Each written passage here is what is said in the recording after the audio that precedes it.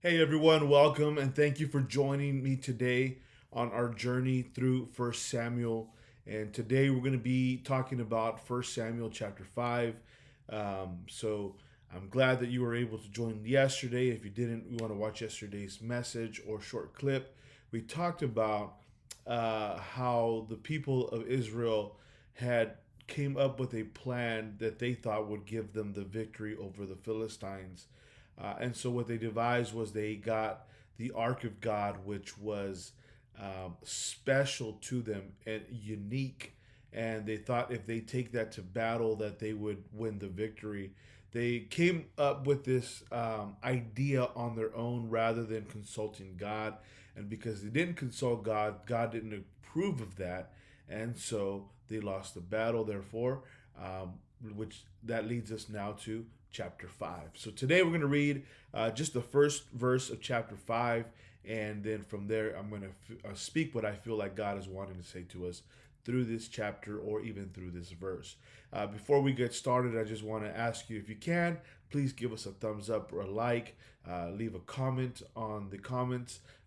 Please feel free to subscribe, to turn on your notifications, to share, because all this helps us to get this message out to more people. And I believe that sometimes we need daily inspirationals. Actually, I know that. And we need to walk with the Word of God. And sometimes it's difficult if we're driving or we're busy. And if we could just press play on our YouTube, it makes a huge difference. So, again, be an inspiration to someone else by simply liking, commenting, sharing, and subscribing. Let other people know and let us know how this message today inspires you.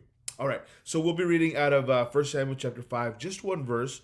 But verse 1 says, "And after the Philistines captured the ark of God, they took it from the battleground at Ebenezer to a town of Ashdod." So this is really heart wrenching. It's hurtful because if you know what the ark of God represents, it represents the presence of God. It was built in such a way that it even looks like a throne or a chair where God's presence would sit upon and God would rule. It was the ark, it was a box of the covenant, which represented a special relationship between God and his people. And so to think about the idea that this special symbol of God's presence, this special symbol of God's promise or covenant with his people was now gone. It was taken out of their possession and taken into another land. And when I began to read this, it made me realize about how you and I have been given many promises, or God has fulfilled things in our lives. And if we are not careful, we can be like the Israelites, where we think we have everything under control, we think we know what we're doing. And when we don't take care of what God has given us, the very thing that God has given us can be taken away from us. I know we look at and make statements like this year or this time, I'm going to take back everything the enemy has taken away from us. And perhaps the reason the enemy took it away from us in the first place was because we took it out to battle when it didn't even belong out there. It belonged in a specific place. Yet we did something that we weren't supposed to do. We didn't talk to God, we didn't consult Him. And so we took what God has given us out to a place that it didn't belong. And because we did that, the enemy took it away from us. And so I want to just encourage you today that whatever it is that you prayed for, that you asked for, whatever God has given you, don't mistreat it, but take care of what God has given you. Cherish it, because that is a gift, that is a promise from God. And if we aren't careful, we are going to take it to places that the enemy can come and take it. And it's not because the enemy came into our land to take it, it's because we took it to the enemy and the enemy was taking it from us at that point. And so I want to encourage you, whatever it is that God has given you, take care of it. A lot of us, maybe we've prayed for a job. Take care of your job. Husbands, maybe you prayed for that wife, that dream wife of yours, right? I know I did. And guess what? I have to take care of it. Maybe we prayed for children and God gave us that answer. Now let's take care of our children. Maybe we prayed for that house. We thought we would never be homeowners, but then we prayed and we asked the Lord, Lord, please give me a house. And God said, okay, here you go. Take care of your promise. Whatever you've asked God for, take care of it. Don't mistreat it. Don't treat it badly. Don't become complacent with it, but take care of your promise. Take care of what God has given you. The Israelites failed to take care of what God had given them. It was so precious.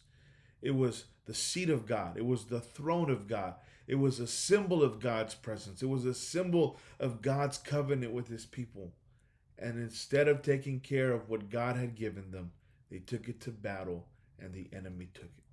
I want to challenge you today. What is it that you prayed for that God answered, that God has given you, that maybe today you're not really taking care of? Maybe it's your health. You said, God, heal me from diabetes, heal me from cancer, heal me from heart disease, heal me from something. And God grants you your request. But then through time, you became complacent. And maybe you started up again with the sugars and I don't know. But whatever God has given you, take care of it. Because if you're not careful, the enemy will come and he will snatch it out of your hands and he will place it in a place where it doesn't belong. All right. Well, thank you. And I hope that inspires you today. Husbands, love your wives. Wives, respect your husbands. And parents, take care of your kids because they are a gift from God. Whatever we have that God has given us, take care of it because those are promises of God. And if we're not careful with it, then God or the enemy can easily come and take it from us. So take care of what God has given you. Share your thoughts, your comments, and tune in tomorrow as we get into the Word of God in 1 Samuel chapter 6. Today we're reading chapter 6. So don't forget, I hope to see you tomorrow. God bless you. Again, don't forget to like or thumbs up, give a comment, share on your Facebook, social media, subscribe, turn on your notifications, and I can't wait to see you. God bless you and have a blessed day.